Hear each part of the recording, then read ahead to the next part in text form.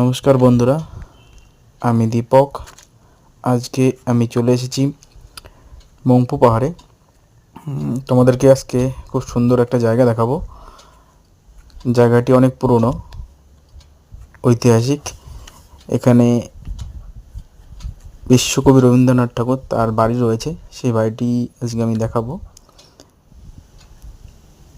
রবীন্দ্রনাথ ঠাকুরের বাড়ি যাওয়ার পথে সুন্দর পাহাড়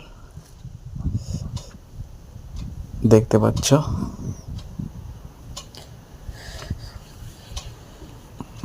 এই যে রবীন্দ্রনাথ ঠাকুরের বাড়ি, দেখো গাছের উপরে একটি সুন্দর ঘর বানিয়েছে।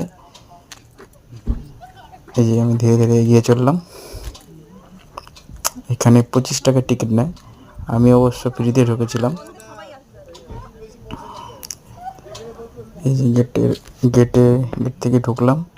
এখানে একটা দোকান রয়েছে, এটা কিন্তু শপ, মোমো পাওয়া যায় ওখানে,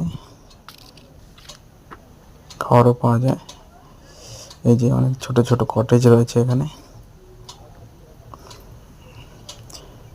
এখানে ওই যেখানে গাড়িটা দেখাচ্ছে, লাল গাড়িটা, ওটা অনেক পুরনো। ওর পিছনে অনেক ঔষধি গাছ চাষ করা হয়, সিনকোনা, কুইনাইন, এইসব জাতীয়। এই জায়গাটা অনেক সুন্দর। এখানে অনেক টুরিস্ট এখানে আসে দেখবার জন্য।